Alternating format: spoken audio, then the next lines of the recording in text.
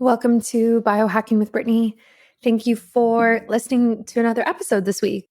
And thank you for all of the recent love on the reviews and the ratings. I really appreciate that. And I read all of them. And it just means a lot to get some feedback. And I'm just really grateful. Today's episode is all about functional medicine for women's health, something that I am very passionate about. I recently actually just did a course in that space. And so diving into functional medicine today with Laura was very cool. She really focuses on helping entrepreneurs and high achieving women. So her perspective is really interesting. And so much of what we talk about, I relate to. A lot about how society is kind of designed for men in mind, especially when we look at careers, especially when we look at working a 9 to 5, this or 8 to 5 or 8 to 6, I guess nowadays, I don't know. And thinking about how it's so designed to be the same every day, right? Like show up, fire from all cylinders, Monday to Friday, blow off the weekend, do all this stuff, and then come back on Monday and do the same thing. And it's not designed for women in mind. Women are different every single day. Our hormones are different every day. Every day. Today, you are actually different than how you were yesterday. And so it's not designed for that. It's not designed to think about, some days your productivity is better. So maybe you can actually put in a 10, 12-hour day and you're going to rock it. And then some days your productivity is going to be crap and you actually need to work 4 hours and work a half day and you need to sleep in and exercise and spend more time resting. It's not designed for that. So we dive into that today and how we can kind of work around the boundaries in society that have been placed that really don't support women and women's health. And we also talk about if you work from home, some stuff you can do. If you're an entrepreneur and you have more flexibility like myself, I also share how I kind of work now and I've become way less rigid in my work and life, which is a good thing and a bad thing. But for this instance, it's good because I get to work when I have the energy to, and I can show up mentally and physically sometimes. And I get to take time off when I don't feel good. I have low energy. I know I'm not going to give it 100%. And when that happens, I choose to do things that are easier, that are a little mind numbing, or I choose to take time off completely. So for example, because I work for myself, I really get to decide how often I work and when I work. And if I'm having an afternoon where I'm struggling to get through the afternoon, I'm tired, I didn't sleep well maybe, or, maybe there's other stuff going on in my personal life, I will maybe instead of recording an interview that day or filming content or meeting with a client, I will do something like sit on the couch and answer my emails for an hour and organize my notes for the next week. Right? So just like easier tasks because that's the space I'm in. But then on the flip side, I often have times where on a Sunday or maybe even a Saturday morning, depending on things, I have a lot of energy. And so then I actually film. I do a lot of filming on the weekends because I have this energy to be on camera, to speak, to show up, to be bright-eyed and bushy-tailed. And so I actually just kind of take advantage of that. So we kind of get into different details like that. And we talk about how that plays into functional medicine and functional health. And yeah, it was a very enlightening episode. And Laura and I have a lot in common. I think we would be friends if we were, living close to each other in real life. So I really appreciated this episode and I think you will as well. A shout out to Fatty15. Oh my gosh, I think I might have said this on the last episode, but I got a very interesting review. I was talking to a friend of mine on Instagram and she was saying that omegas decreased her HRV and increased her heart rate significantly. And she tracks it through her Aura ring. I think she has another tracker as well. And she heard this one podcast. I'm going to post it on my stories today, actually, or tomorrow. She heard this one podcast that said, somebody was talking about this and saying, hey, like omega-3s can actually have a negative side effect for some people. And that was the first time she's heard it. And she's been on omega-3 supplements for years. So she's like, okay, maybe this is why I'm reacting, like having these biomarkers change. So she goes off omega-3, takes a break, starts taking fatty 15, and her levels are way better, way healthier. Her HRV is higher. Her resting heart rate is lower. She's having no adverse side effects to the fatty 15, which is the C15 molecule. So that was so interesting. I could not believe that because I have not heard about, negative side effects to omegas like that. So I recommended the fatty 15 to her as a essential fatty acid that no one really knows about, that is 3 times more potent than omega-3 and is phenomenal. Works to be anti-inflammatory in the body, works for helping balance hormones, which we all love, and has replaced omega-3s for me. So I've actually run out of omega-3s now, and I'm not ordering anymore because I don't think I need it. With the research that's been shown with fatty 15, it just seems like unnecessary. So I really suggest fatty 15 for everybody. My husband takes it as well. I think it's fantastic. And I did a whole podcast episode with their team. I'll probably invite them on in the new year. We'll do another episode, but I really encourage you to check that out, especially if you are trying to you're struggling to find a good quality omega-3, which was my issue as well. So many times you're taking them and they're like made from algae, which can be decent, or they're made from fish oil. And then it's like, where are the fish from? Are they farmed? Are they wild caught? All of these things. And I don't know. It seemed like a lot of headache for me personally. So, and you also have to take a lot.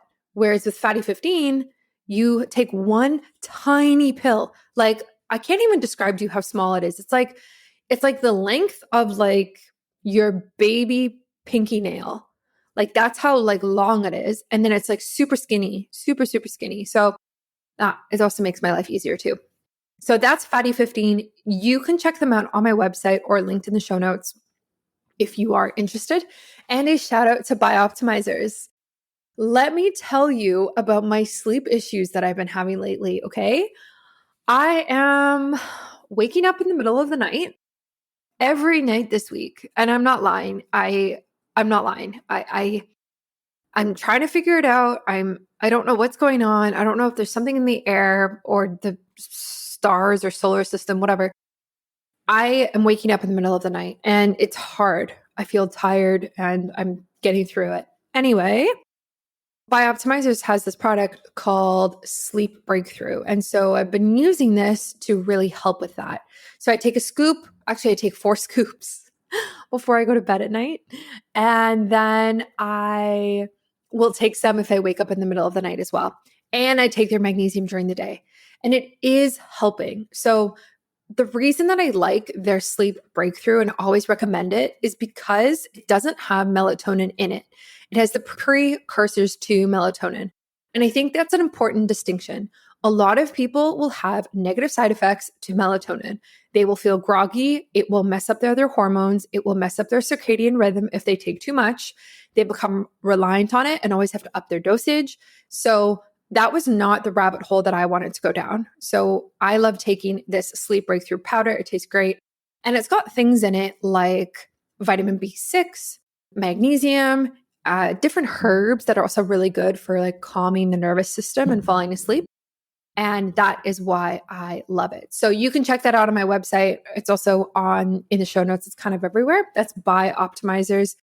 And definitely use my discount code Biohacking Brittany in all capitals. That will get you the most discount possible. Okay. It's kind of hidden from the world. Like it's not on their website. It's not on like any of these coupon websites that you see. So it's just for like people who are in my network and in my audience. So use that. You can also obviously share it with your friends and family, but yeah, it just saves you the most amount of money. And that matters because supplements can obviously get to be a lot. So the other thing I want to mention is I have a new Amazon page. If you are curious about what I buy from Amazon, go check it out. It's linked on my new website. Praise the Lord. So happy about it. And I just added a ton of stuff actually. And this is stuff I literally own in my house. Like I'm not paid to put these things, like these companies aren't paying me to sponsor them or anything like that. So I have a bunch of different lists on there. So I have one for like healthy home, all the different pots and pans and utensils and all these glassware, different things that I use. I have a list of healthy beauty products, and I just added all of my hair care products that I use by a company called InnerSense there. So you can go through them: shampoos, conditioners, leave-in products, styling oils, heat protectors. This InnerSense company has been my favorite. I've actually been using them for over 3 years. So check that out.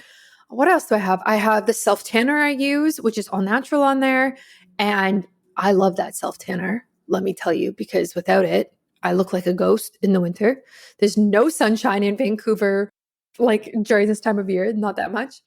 And I also have my supplements, all the health books that I read, and some other things as well. So definitely check that out if you're like, hey, I know Amazon Prime is like doing all these extra things for Black Friday coming up. I wonder what Brittany buys from Amazon.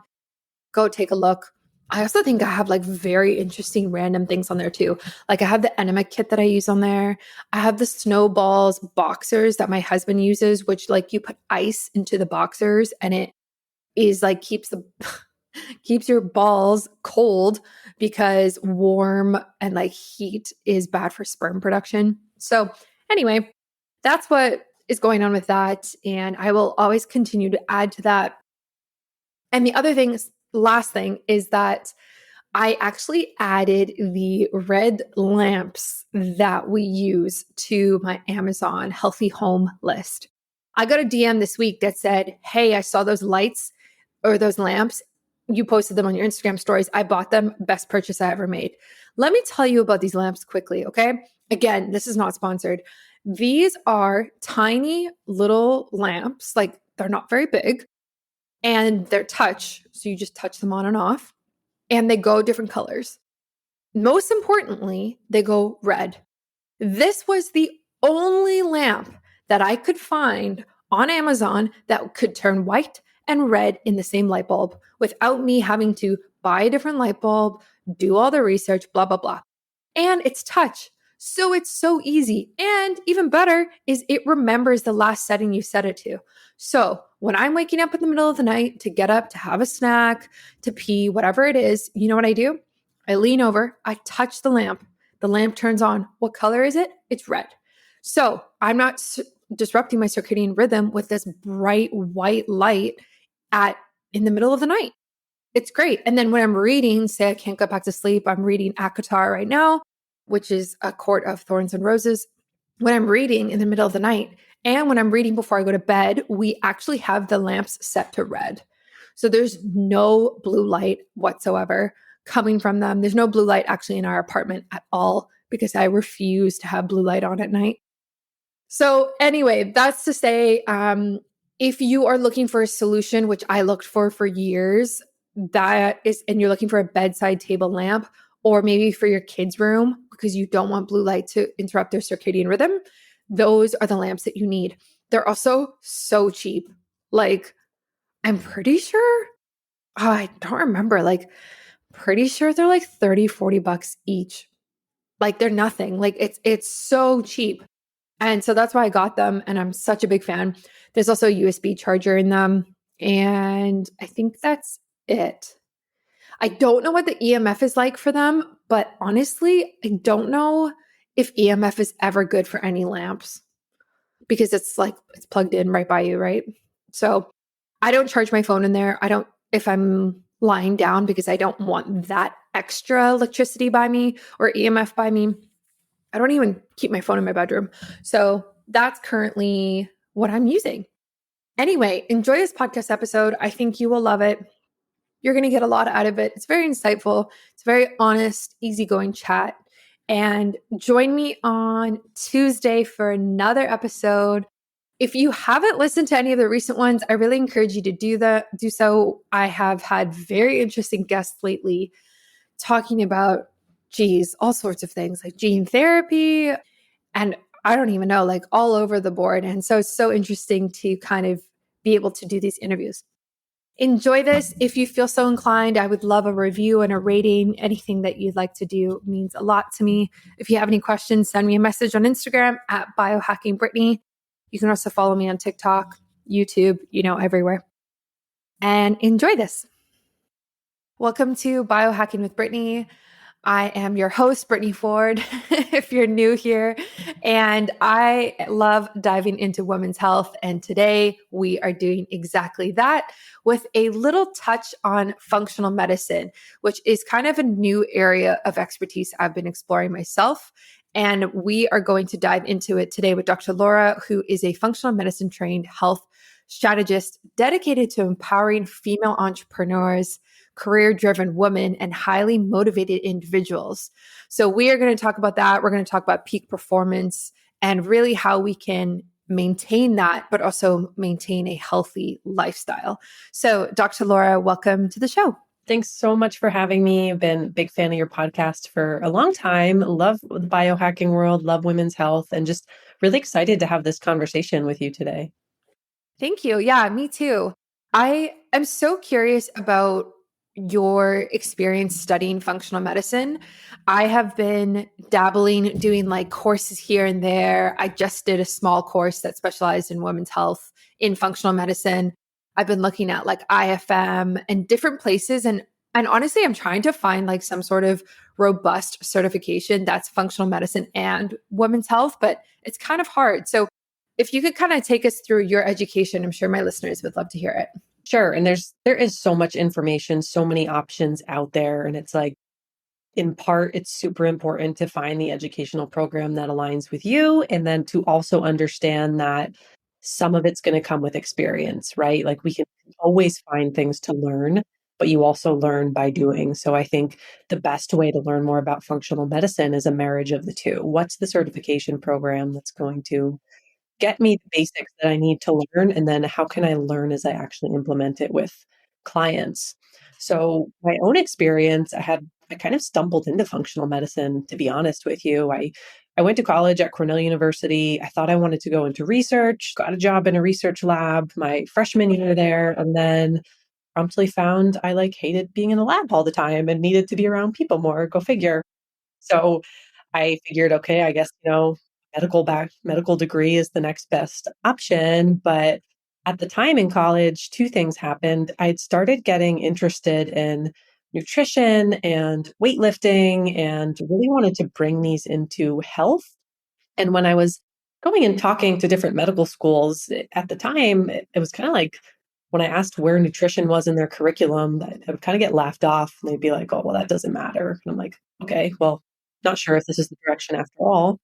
The second thing that happened was when I was 21, I got diagnosed with Hashimoto's disease, which is an autoimmune thyroid disease. And, I was told I'd have to be on medication for the rest of my life. And at 21, I don't know about you, but like at 21, I thought I should feel amazing. You're young, you're getting ready to finish college. And I felt terrible. I was tired. I was overweight, even though I was doing all the right things. I wasn't getting any answers from my doctors. And I was really fortunate to meet a functional medicine doctor in New Jersey, which was where my parents were living at the time. And she just completely opened my eyes to this whole other side of healthcare where she was looking at my gut health and talking to me about my coffee habits and how that was affecting my health, and that, the quote unquote perfect diet I was eating was not perfect for me and my gut microbiome, and how I had to start thinking about my hormones and my stress levels and maybe switch up the way I exercised. And that was just so new to me at the time that I immediately became fascinated with it. So I switched gears, and actually, my first degree was a chiropractic degree. I really became obsessed with like body work, the human body structure and function of the musculoskeletal system. And that was where I met a lot of people who were interested in functional integrated medicine. So while doing that, I also enrolled as a student in the Institute for Functional Medicine. and started learning the two side by side. Then I also decided to get my master's in clinical nutrition because I was really interested in that. And really, I did the IFM certification program in functional medicine, and it was just the first of many, many programs I've pursued. I'm also currently in like Academy for Aging, anti-aging medicines, functional program. We'll be finishing that up later this year.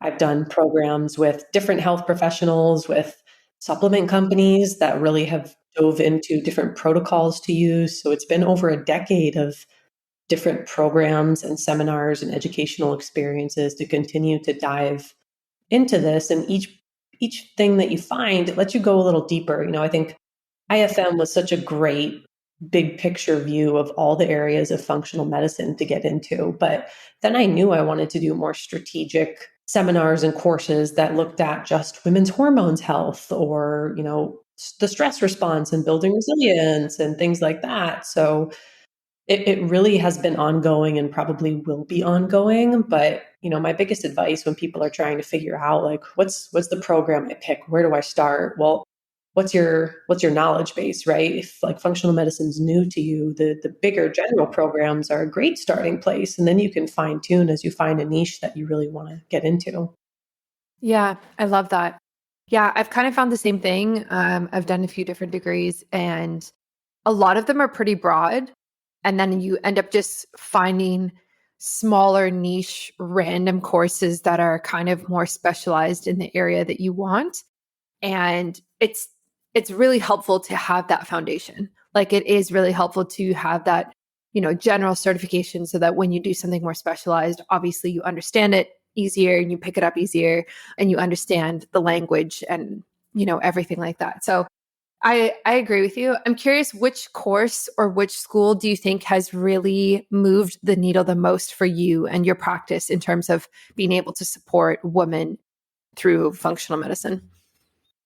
Yeah, and if I have to have my honest answer, like the big courses, as important as they have been with the foundational pieces, it's really been working with clients and like diving into the research and then learning from other practitioners that has, I think, really helped move the needle. Because I know you can appreciate this as someone who has an interest in women's health. A lot of the times when we go to more general programs, a lot of the research is still based on men or postmenopausal women, and it's you need to be able to figure out how to translate that to menstruating clients, to women who are putting a lot of demands on themselves, and it doesn't always match up completely. So I've learned a lot just from diving into the research myself, from literally just working with people hands on. I also think of the work of like Dr. Kayla Osterhoff. Like she is really into research around women's health and hormones, and in terms of like the productivity, high performance space. So I learn a lot from her and her content. I have yet to find like that one. I like envision this. Maybe this is something that we just need to make now that we're having this conversation. This like functional medicine, women's health, and high performance functional medicine course that, teaches other practitioners like how do we actually apply this info to this population, right? Because every area, whether it's the gut microbiome, whether it's biohacking, whether it's hormone support, we have to have special considerations for busy working women, for women with a cycle, for women without a cycle. And I haven't seen one program that quite exists yet that covers all those bases. It's more been a blend of all these different areas. And it's like being a detective, putting all the pieces together. Yeah, I totally agree with that. I have not seen any programs that have specialized in high performance for women. Like the one, even the one that I'm doing right now at Czech Institute is for women's performance, but it's athletic performance, which is also interesting and obviously a piece of the puzzle. But it's not, how do you show up day in and day out for your family and your job and like perform at its best? And the programs that do talk about that, like I think even Dave Asprey's program, I forget what it's called, like Upgraded Human or something like that. Even that program, like there's no real nod to women in that program. It's just like this general idea of like how to, fire from all cylinders. And whenever I see stuff like that, I'm like, cool, but like women are so different and we actually feel different every single day. Our hormones are different every single day. So like one day to the next. I can't fire from all cylinders the same and expect to have the same output. It just like it doesn't work like that. It's just way too complicated and way more complex. Yeah, 100%. And it's just to me, and this is a conversation I have with clients, with other health and wellness professionals that I coach. It's like, what does consistency look like for women? And, sometimes we have to go really deep and be like, okay, we have some unlearning to do around what routine means for women, how we live, how we work as women, because for better or worse, we've kind of grown up in this world that was designed a little bit more for a man's 24-hour circadian rhythm, right? It doesn't really consider our hormone rhythm. So there's a lot of reframing of just how we show up day to day. And, sometimes as women, by creating consistency that also has flexibility, like, okay, yes, it's great for everyone to have a morning ritual, but maybe give yourself permission to be a little flexible for what that looks like at different parts of your cycle, because sometimes you may need more restful, restorative, slowing down time in the morning, whereas other times you might wake up and be like ready to go. I'm on a cold plunge, I'm going to work out, I'm going to kick butt today. And it's when we fall into the trap of, I have to do all the things every day when we're not wired to show up the same every day, that we kind of fall into these guilt cycles as women. Why can't I do this? Why can't I focus today? But we're not living in alignment with who we are at the core. So it's a bigger, deeper conversation than just like you said, like fire on all cylinders, get your routine in place. There's this whole other layer for women that we have to look at to make sure we're really caring for who we're wired to be. Yeah, that's so true. It's really hard to be okay with that mindset. Like, to be honest, even, I work from home. I've worked from home for like since 2018 and I run my own business, like as do you. And there's such a high expectation I put on myself to perform every day and be able to get maybe not everything done on my to-do list, like which is not really possible, but to get a lot done. And the idea of being okay with like, okay, today actually I'm not going to work a full day, or maybe I'm going to do tasks that are a bit easier because this is where I am in my menstrual cycle, is a very hard thing to actually put into practice. And I have an entire digital guide dedicated to cycle syncing and like what you should be doing during which phase of the cycle. But it is really hard to put it into practice and be okay with taking those slower days and knowing that you're going to rev up, later on when ovulation comes around again. So, what do you recommend for women? Like, how do we actually put this into practice and like live more in sync with our hormones? You're right. It is really difficult, especially like I can tell you're kind of like me where you're a go-getter and you're like, I want to do all of these things. Like I want to live the best of all areas of my life, professionally, personally, things like that. And so it's almost like retraining your mind and retraining your nervous system to allow for that space and those seasons of speeding up and slowing down. And it's a lot of like big uncomfortable questions of like, well, why can't it be this way? Why can't I have some days where I'm pulling back a little bit, knowing that a week from now I'm going to be flying forward again, and accepting that taking this little bit of time of creating space for more restorative things, for pouring into me, is what I can leverage to really show up at my best when I'm wired to do so. So sometimes it's the daily mindset practices, it's the daily regulation practices so that we don't get in our own way with it. We talk about health and habits and routines, and a lot of times we focus on nutrition and workouts and cold plunges and supplements, but those other pieces, the mindset, the big deep questions, regulating ourselves, that's what allows us to stay present and to like have the big picture in mind. Those days where your body is like screaming at you to just have a break, you're waking up, you're like, I'm just not able to focus on anything, I'm tired, I like need a minute to myself. When we are regulated, when we practice checking in with ourselves, it becomes easier to be like, oh, this is how I feel. Let me double check my period tracker. All right, day 26, 27. Maybe today I just put in a couple of hours and I like take care of me. I go find some connection. I have some alone time. And I know a couple of days from now, I'm going to be like right back on top of my game, feeling so much better. But if I don't give myself this time, chances are I may not feel that way. And if I continue that cycle, I start to experience fatigue and burnout and hormone dysfunction and inflammation because I'm not giving my body what it means. And I get that there's like so many other demands to think about, right? Like I think of a lot of women who also have like little kids at home. Like sometimes our time is not always our own, but I'm also of the firm belief that we can show up so much better for the people around us if we do start creating this little bit of flexibility and awareness of what's happening in our bodies at a given hormonal time. We'll hear a lot people say, just listen to your body. But here's the thing, you can't listen to your body if you don't understand it and trust it first, right? So those are the first steps, like figure out what's happening in my body and can I trust it to work with me with all that I want to achieve? And then once you can do that, it's really easy to listen to what you need. The days that you know it's time to push yourself, the days when it's time to pull back. But I think a lot of women hear that phrase, like, just listen to your body and you'll know like when to work out, but they don't know or trust their body yet. So what are they listening to? All right. I know that so many of us struggle with our hormones. We have a lot of confusion around our menstrual cycles, ovulation, having our periods, regulating it, and really just minimizing the symptoms that we often deal with. I have been there. I've had a mild PCOS diagnosis. I have had irregular cycles since I've been off birth control. I've had a ovarian cyst. And honestly, I've been through a lot when it comes to hormones in the last few years. So out of that, I really taught myself about cycle syncing. And this is the idea that during different phases of the cycle, we are doing different things.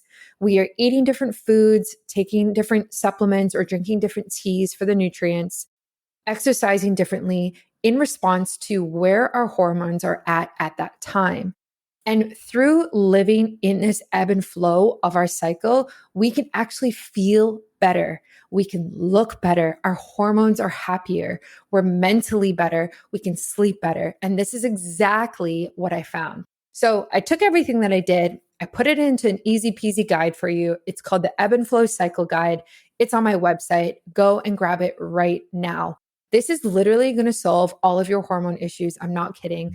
It's so good. And it's so easy to read as well. I also added in a part about seed cycling because I know so many of you are interested in seed cycling as well. So that means what seeds do we take during which phase of the cycle? These seeds have different phytonutrients in it that can help with the different hormones during the different phases. And I've also included over 30 recipes that are super tasty as a bonus. So these recipes are designed for the different phases. So you can have certain ones during your period, during ovulation, and things like that. And of course, I included biohacks. I included which biohacks to do around ovulation to optimize that, how to optimize your menstrual cycle or your menstruation during your period, and everything like that. Everything from castor oil packs to acupuncture to red light therapy to healing baths that I love. That is what I did. So this is my ebb and flow cycle guide. You can grab it on my website right now, biohackingbrittany.com.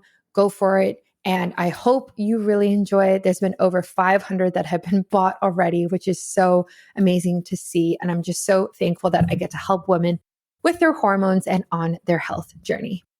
Yeah, that's a really good point. Something that I've started implementing in the last few months is kind of breaking free of this idea of 9 to 5, Monday to Friday. I always felt like, and sometimes still do, that those hours I need to be working. I have to be working. But the reality is, I actually run my own business, so I can work whenever I want, to be honest. Like, as long as I get my stuff done, I can work whenever I want. And so in the last few months and this year, I've been learning to be flexible with that. So, maybe one afternoon on a Thursday, I'm like, oh, I'm going to like only work half a day today. But then Sunday will roll around and I'll have a bunch of energy and I'll just go and just put some hours in. And that's okay because I feel like I'm like primed for that. I'm in a relaxed mode. I don't have a lot going on that day and I can do it. And it's less of this like, this is when I'm on and this is when I'm off, and more of exactly what you're saying of, I energetically feel like this is what I should be doing right now. I'm going to do that. So now I kind of don't really have a set schedule of when I work every day. Of course, I work, most days, like typical full-time hours for sure, or probably more. But there's way more grace in the timing of it. And when I start, when I stop. And also the other thing too, now with winter here, like I like shut down earlier now. Whereas in the summer, I'll like sometimes work to 8:30 because it's still light outside, you know? So it's just kind of learning to set a rhythm for yourself if you have the ability to have flexibility. Absolutely. And I love that last point, especially with, winter, it gets dark earlier, it's dark later into the morning. It's like, what a beautiful marriage of work-life balance and a lifestyle that supports circadian rhythm, right? Because especially if, you're listening to this, you are an entrepreneur, you do have the ability to set your own hours. Like productivity isn't defined by how many hours you work in a day. It's defined by, are you doing the things that move the needle forward in life and business in a way that's not making you crash and burn? Like, I think a lot of us are busy during working hours, but we're not always productive because, again, we're thinking we have to adhere to this schedule of 9 to 5 or 8 to 5, whatever that looks like. Whereas you can just start working even more in alignment with your hormones, like looking at different tasks based on when you're hormonally more primed to do different cognitive tasks. And all of a sudden, the work that you used to get done in 8 hours, now you get it done in 4 hours or 5 hours. And you've freed up a couple of hours in your day to go life, right? Like to go hike on an afternoon, to go have a late breakfast with your partner, to be able to pick up your kids from school, whatever that looks like. But it's again, it's like a lot of this learning of, okay, well, how do I do that? And I don't just have to be busy and doing tasks in this set hours that we're told we have to, but let me get real about what things I'm primed to do right now. How do I really create more ease and flow and alignment in my business? And once you start to integrate that health and hormone piece into it, now you realize you can leverage the brain chemistry changes that happen with our cycle too. And then it becomes really magical. Like, is it something new to learn? Yes.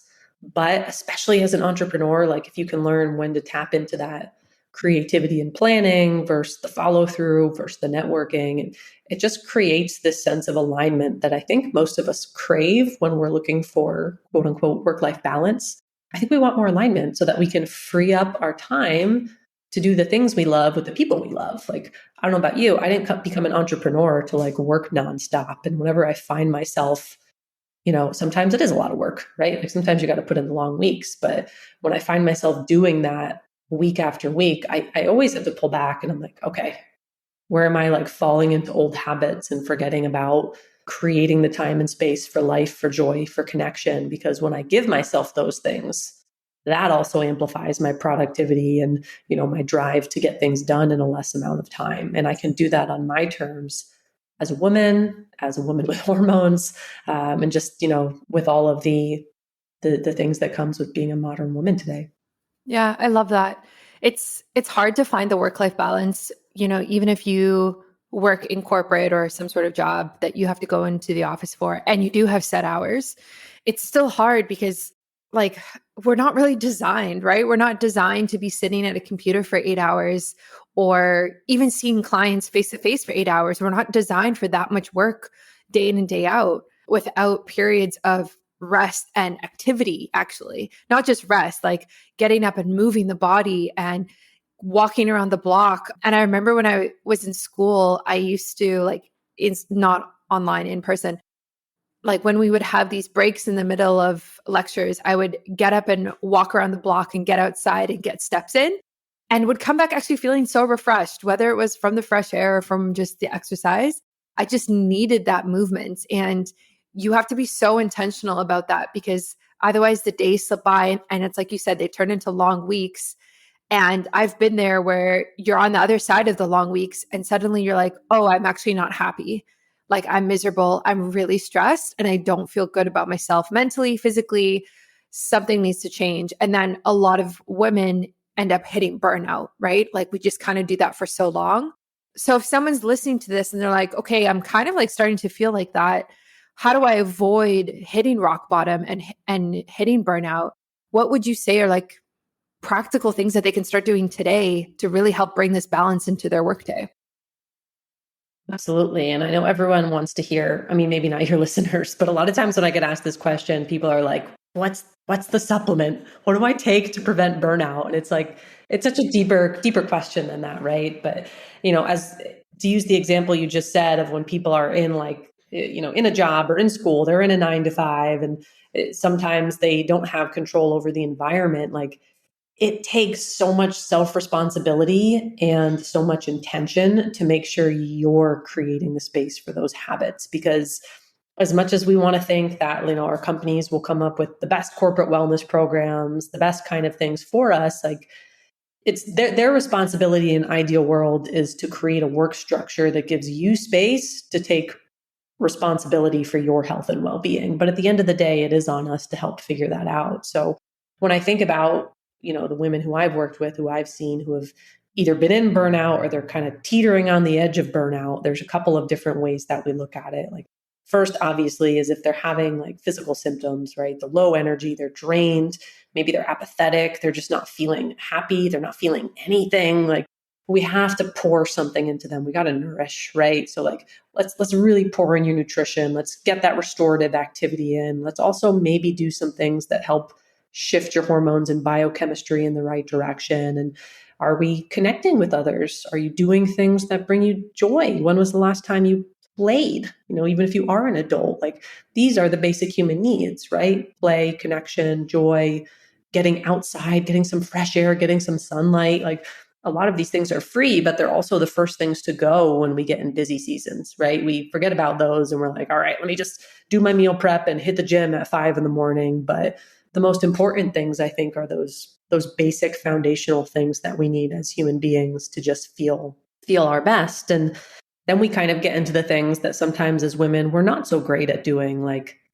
asking for help, setting boundaries, creating the time to pour into ourselves. And that's the hard stuff, right? It is way easier to focus our time on like external things like nutrition and workouts. And yes, they are important, but it's hard. Like, when you're coming up against burnout and you're like, how did I really get here? Like, do I like this job and career? And if not, what am I doing? And if I do like it, like, what's leading me to feel this way? Like, what am I not getting? Am I people pleasing? Am I being a yes girl and not saying no when I need to create time for myself, right? Am I setting those boundaries with other people? Am I setting boundaries with myself to not cancel my workouts and cancel my self-care time just because things get busy? So it's like, we have to peel back layers of like, first and foremost, yes, let's like get them out of symptom mode and start to be able to ponder some of these questions. Because when you're burnt out and you're in it,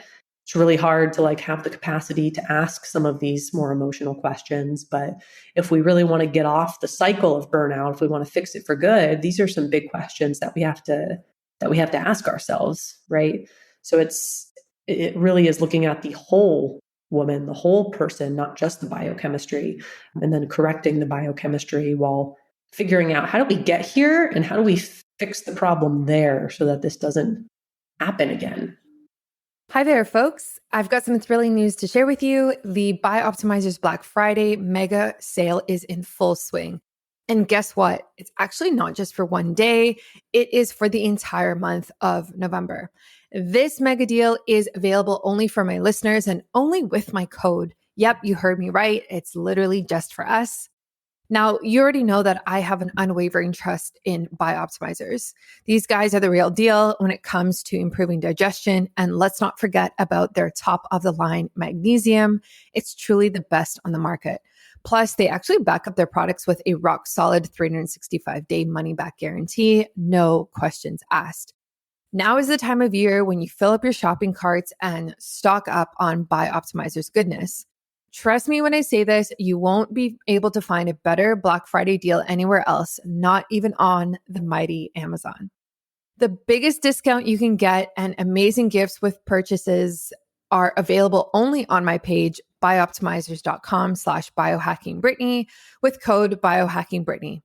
We all have those never-ending Black Friday wish lists, but this year I challenge you to put your health at the top of that list. Instead of those impulsive purchases, let's focus on what really matters. So why wait? Choose health over unnecessary things this Black Friday. Head over to bioptimizers.com/biohackingbrittany and enter my code biohackingbrittany at checkout. Let me know what you think of it and don't miss out on this mega deal for my listeners only. Yeah, exactly. Yeah, it's hard to know or hard to say one root cause for it. Oftentimes it's just multifaceted. And I know for myself, as someone who just went through a stressful period over the summer, I was honestly being very healthy. I was going through a cleanse and I was exercising, getting outside every day, wasn't drinking, eating really well. Like all of those like typical basic boxes were checked. And I still felt like overwhelmed all of the time. And the changes that I had to make were more around lifestyle in terms of just overworking and putting boundaries into my life. And it wasn't necessarily like, oh, you might be deficient in this one vitamin that's making you feel brain fog and that type of thing, which, like, again, we would love that because then you just take a supplement or eat a food and just it gets fixed, right? But I had to really do a lot of deep reflection, and I had a couple vacations, and I realized that on those vacations of like, I have no boundaries with my job, with my work. I need to be separating myself more. I'm too tied to it all the time. Like, I think I'm in fight or flight way too much that I want to be.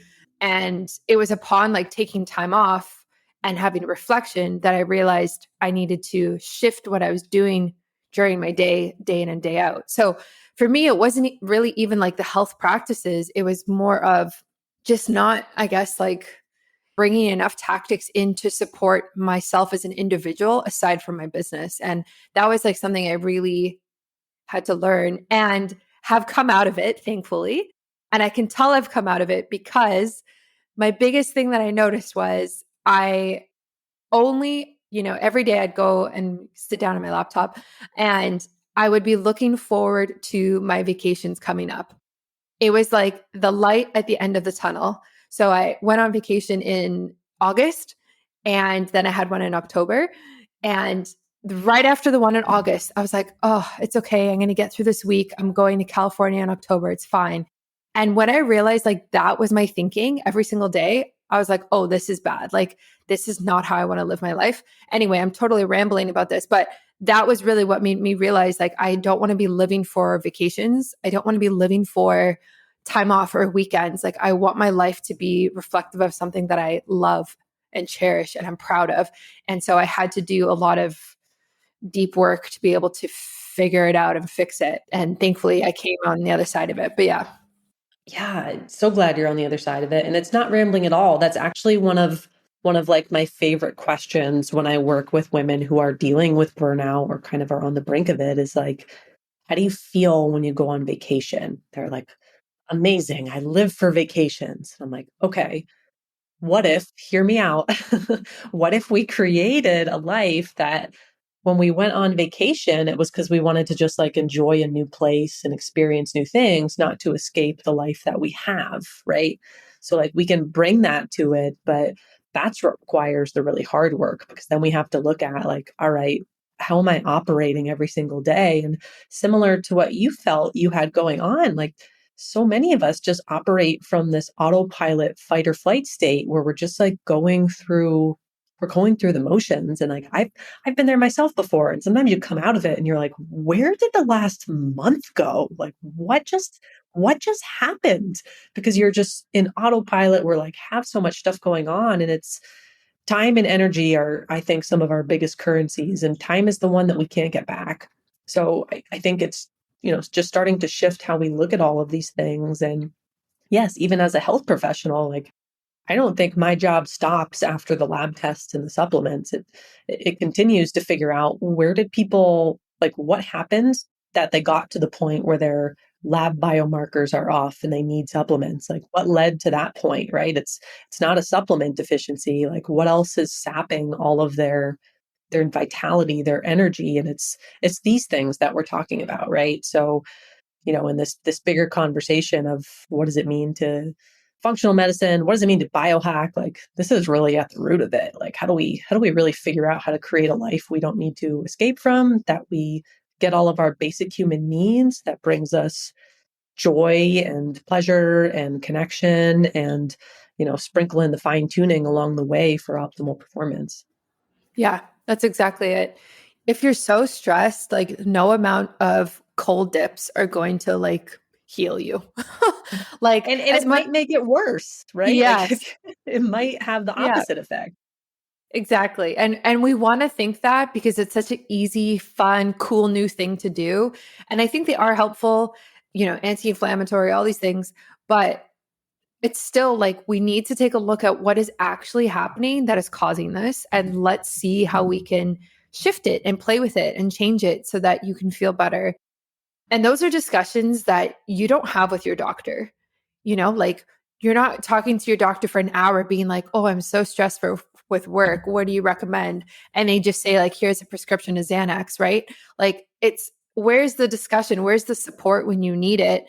That is like such a holistic view. And a lot of the time, at least I find for myself, like I'm kind of just doing the research myself and healing and figuring it out for myself because I don't know, there are practitioners online, but it's not as accessible as I think it should be in society right now.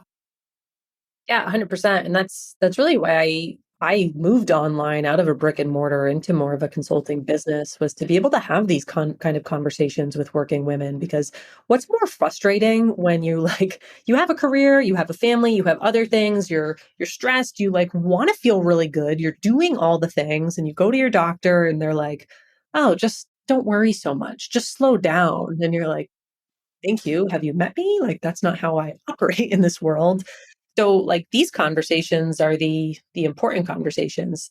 And I think that's the beauty of podcasting. I think the beauty of having virtual consulting practices, I know for me at least, is now there's so many more avenues to have these kind of conversations versus, when I'm in a clinic, I'm seeing people one on one.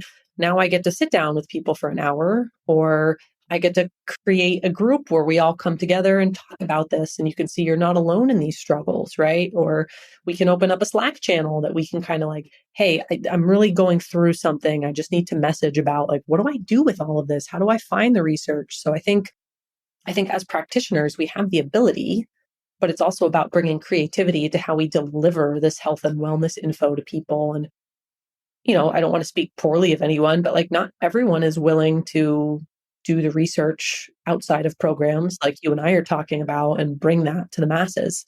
I think there's more people out there than there used to be who want to, but it's also about how do I get creative and get this info into the hands of as many women as possible who have all different types of, accessibility starting points, right? So whether it's online summits, podcasting, courses, like guides, anything to just start getting it out there, start having the conversations. And it's really this, for me, it comes back to the need for community and connection around this topic, right? Because it's great to give people the toolboxes, the playbooks, the step-by-step plan, but you also need that community aspect to come together and let's compare notes. This is where I'm at. Hey, I don't feel like anybody understands where I'm at right now. And to have a bunch of women around you who are in similar positions who are like, "I got your back." Absolutely. Something I've been noticing in this past year or so is the development of online communities. So I think before we kind of had all of these different social media platforms and podcasts as well, I guess is social media, but kind of just like separated, and you can go into each platform and maybe you follow someone who talks about things, or maybe you look up a hashtag or something like that. But now what I'm seeing a lot of is these online community groups that are centered on a single website, like something like Mighty Networks or something like that. And it's specialized in this one thing. And in that one platform, there'll be a course, a guide, and a forum. And the forum is like all of these people all around the world who are going through exactly what you're going through. And it's so cool to see that because I think that's what we've kind of been missing is it's been so awesome for social media to come. There's been so much benefit from it. Obviously, there's a dark side as well, but there's a lot of benefit from it.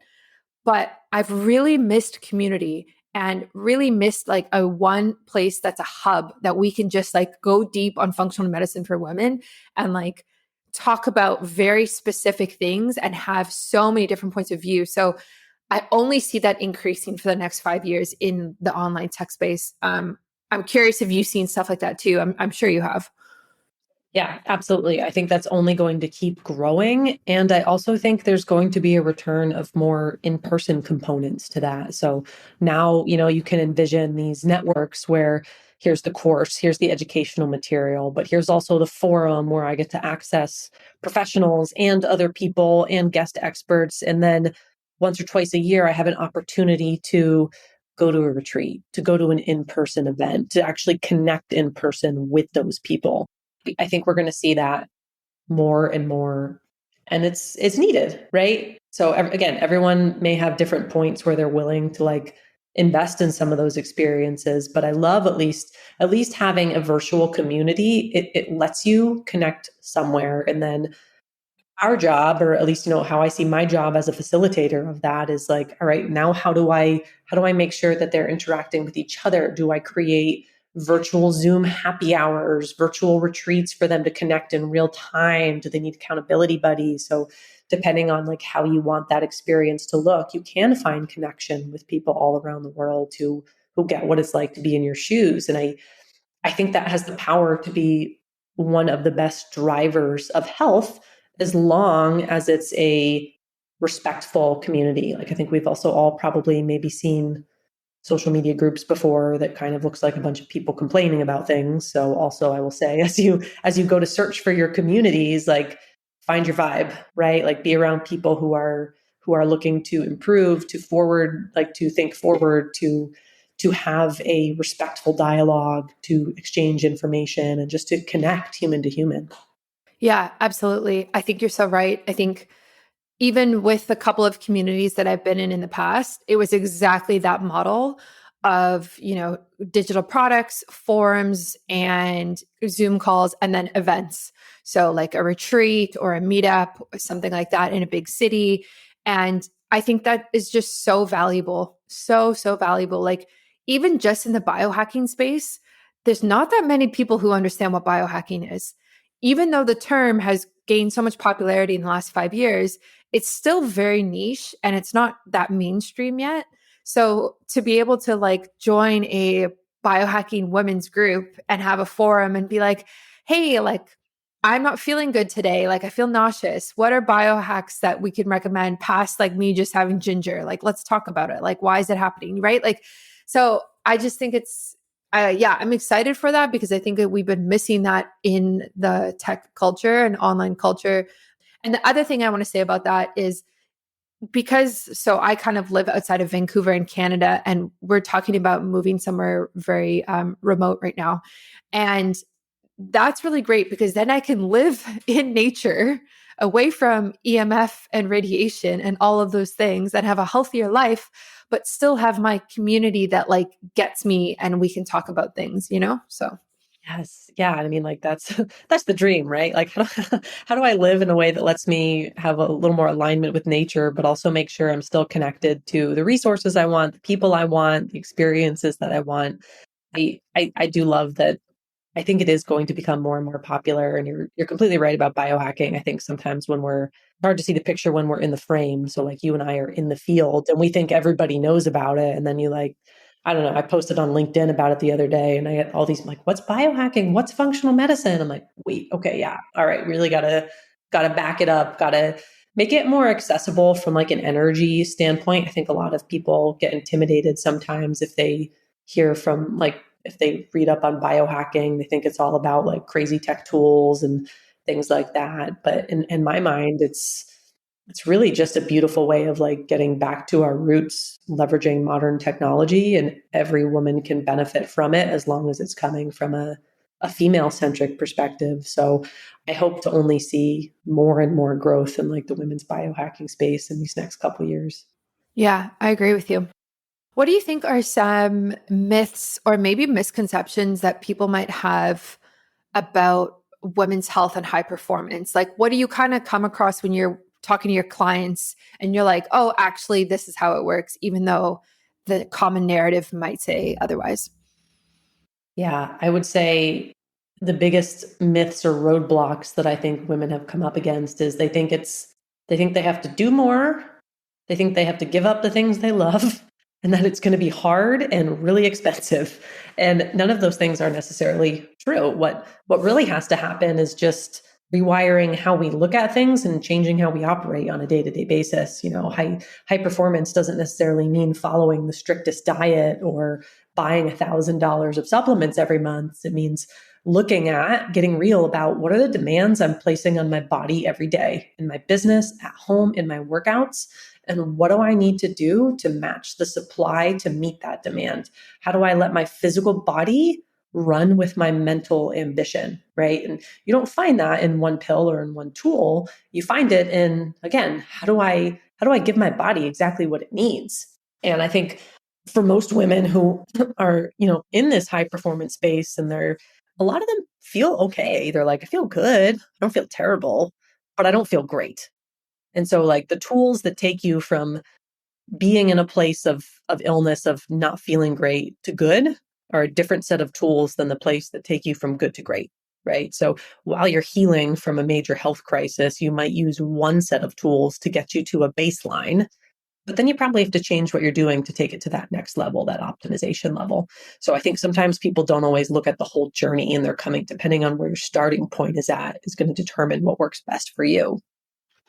But the reality is, I think what moves the needle for most women in the high performance space is, instead of jumping into doing more, right? Taking more supplements, doing more biohacks, doing harder workouts, it's okay, how do I actually take a season to really, really tap into what my body needs and what is my baseline right now?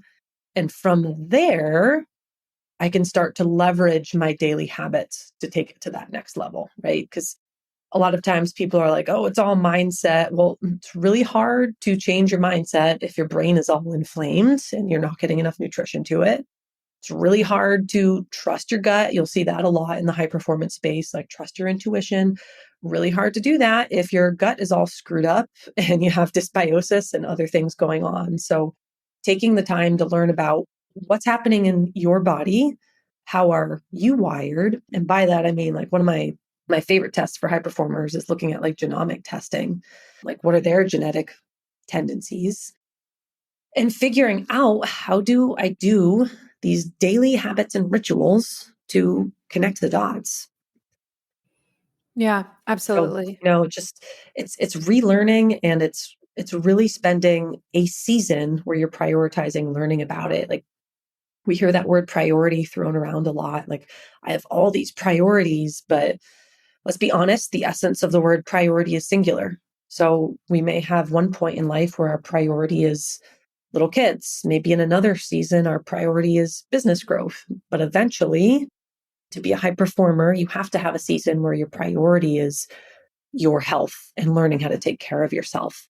And it's more of an educational journey that lets you understand yourself on this deeper level versus just blindly following the strict diet, the workout plan, things like that. One of my favorite game changing supplements that got released this year is Fatty 15, which is just changing how we see essential fatty acids. C15, the first essential fatty acid discovered in over 90 years, is at the heart of Fatty 15. This science backed, award winning supplement is setting a new standard for long term health and wellness. Imagine reversing cellular aging, achieving whole body and mind health. Fatty 15 offers 3 times more cellular benefits than omega 3, targeting and reversing the core of how we age. If you value omegas for your hormonal health like I do, Fatty 15 is a revelation for menstrual well being. It's the breakthrough that we've all been waiting for. But there's a lot of other benefits just other than the hormones. It is more than a supplement, it is a lifestyle game changer. Say goodbye to those days of feeling sluggish and hello to a renewed sense of vitality. Whether you're an athlete looking to optimize your performance or someone simply aiming to improve your overall well being, or maybe you're also interested in longevity and anti aging, Fatty 15 is definitely for you. This is one of the best supplements I discovered this year, and I am so thankful that I did.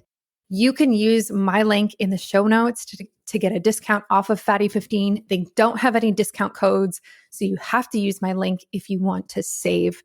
And I highly suggest you do so and add this to your stack of supplements today. Yeah, I love that. Yeah, I think that's so important.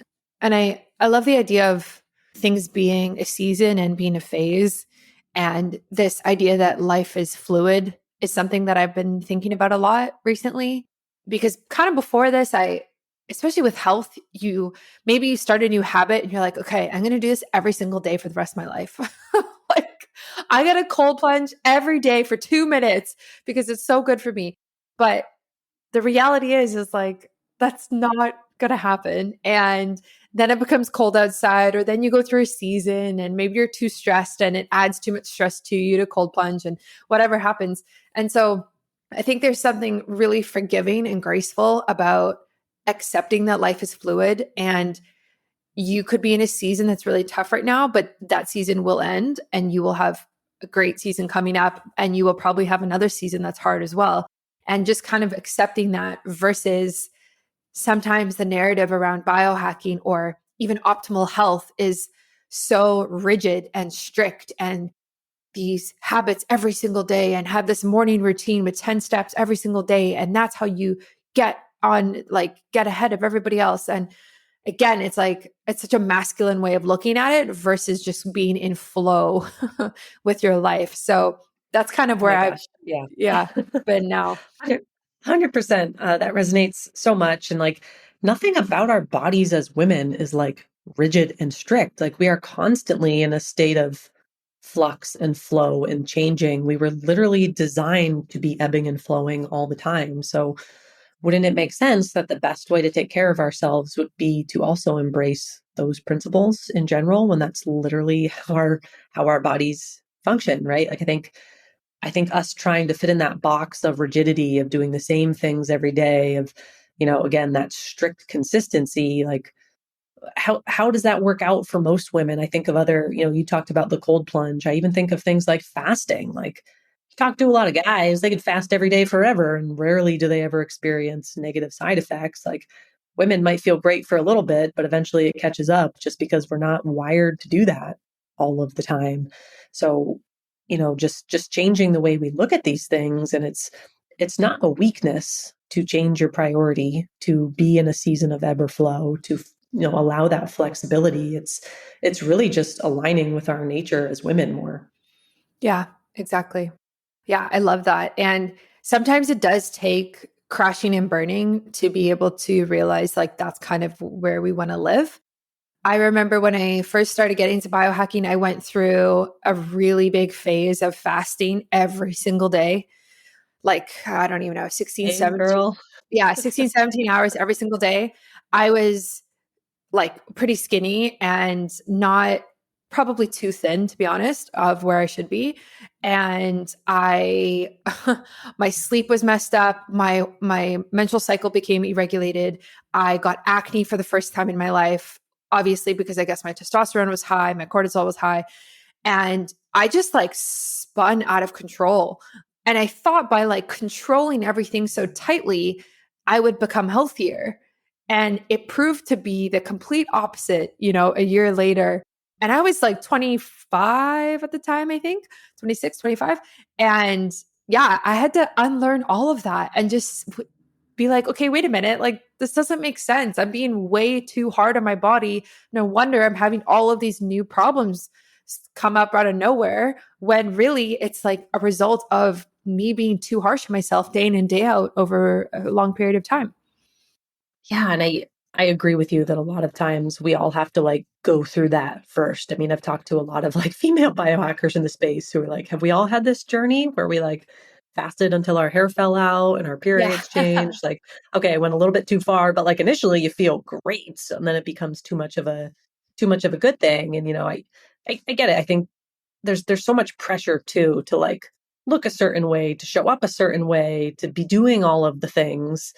And then the reality is like sometimes when we're at our healthiest, it might not be the weight we want, it might not be the look we want, but like we're not going to know that unless we spend time connecting with our body and paying attention to these subtle cues like feelings of anxiety, like body weight changes, like period changes, and not sleeping well. Like you could have a low body fat percentage, but if your hair's falling out and you're grinding your teeth and you feel like crap, like maybe that's not the healthiest place for you to be. And maybe you do need to back up some of the tools for a little bit and be okay with loving your body at the point where it's healthy and happy and lets you feel whole and complete and balanced throughout the day.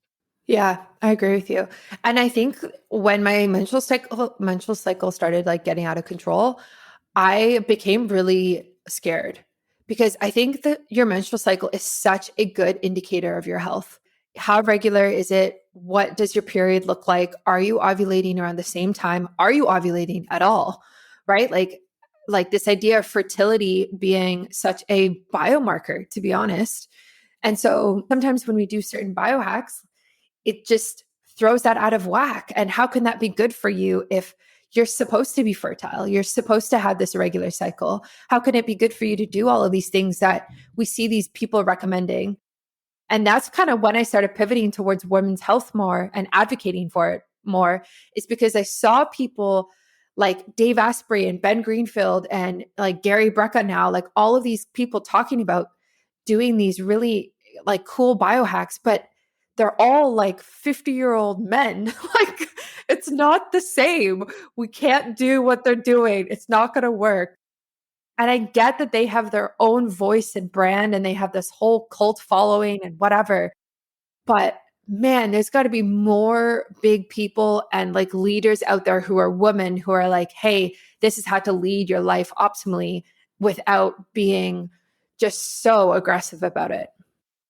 Yeah, absolutely. And it's even that when we look at like ovulation, like periods, like how many of us growing up were like heard like, oh, periods are gross. Oh, you can't talk about this. Like, oh, it's hormones. Anytime that someone's acting a little bit off, like she's hormonal, like it's a bad thing. So it's also a lot of rewiring of no, like she's hormonal. Like, yay, we want that. Hello, vital sign here, just as important as heart rate, everything else. Like, if you're ovulating, that means body is in a safe place, even if you don't want kids. Like, you're not ovulating, you're not making progesterone, you get PMS symptoms, you have all these other issues. So it's also just once we understand that this is actually an amazing, beautiful thing, not a gross thing, not a dirty thing, not an annoying thing, like that starts to change the game on how we start to prioritize it too, because it's not something that we want to just suppress and mask and get rid of. We want to optimize it. Yeah, I think women's health in general is so taboo. It's a lot better now, but it took a long time to get to where we are. I mean, even the fact that women weren't included in research until 1993, that was 30 years ago. Like that's not very long ago. And you're very much right. Like when I was growing up, your periods was not something that you talked openly about. If you got it at school, you would hide your tampon or whatever you were using. There was always kind of like an element of shame, you know? And then, man, there's like a whole energetic and psychological aspect of that too, of things happening and that shame being stored in your body and that leading and manifesting to health problems later on, which a lot of women deal with in terms of especially like sexual abuse and things like that. Like, so it's hard because women's health still feels like this thing that we have to fight for to be talked about. And it's 2023 and it's like why is it not at equal to men's health and everything that happens in that space? I don't know. It is crazy. It's crazy that, like, at least here in the States, we can have TV commercials for like erectile dysfunction drugs. Like, that's no problem. But I think of like one of my friends and colleagues, Dr. Betsy Greenleaf, who runs like an annual summit called the Happy Vagina Rally about women's health. And like, she gets flagged and censored all the time for just like typing the word vagina. So it's just crazy still that there is that level of, it is not the same. It is not the same yet. I think it is getting better, but there's still a lot of issues with how people view verbiage around women's health, topics around women's health, and it definitely is still considered taboo in a lot of areas. Yeah. Oh, for sure. That's like such a thing. If you say the word vagina, like even in public or even with talking to your family or friends, it's like, it's almost like a swear word, right? It's like, oh, but, or even worse than a swear word. Like you could swear and say a million different things, but you say vagina and people like turn their heads and look at you. It's like, what the heck? This is a body part that over 50% of the population has. Like, what's the big deal? Yeah. But I think it is getting better. And I think it's great that we have like advocates like you who can kind of move the needle forward. So if people want to work with you, where can they do that and how can they connect with you? Yeah, so my website is drlaura.decesaris.com. I'm mostly on Instagram or LinkedIn under dr.laura.decesaris, but lots of different ways to come in and connect. I work with people privately on their health, but I also work with a lot of health and wellness coaches just to like teach them more about how do I actually like learn these women's health strategies? How do I integrate them into a practice in an effective way? You know, it's one thing to learn about some of these topics, but then to teach other people how to do it, sometimes we need support there too. So I have a great little community for people looking to optimize their health and learn about all the things, and another little community for health and wellness pros to be like, how do I bring more of this info to the masses? Because I think we can have more of an impact when we're all working on that together versus, you know, trying to individually reach more and more people. Nice. I love that. I think you're so right.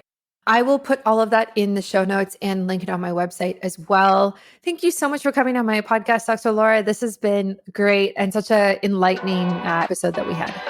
Yeah, likewise. Thanks for having me. This was a really fun conversation to have. Thanks for listening to another episode of Biohacking with Brittany. If you're interested in finding the show notes or the sponsors for this episode, you can do so on my website, which is biohackingbrittany.com.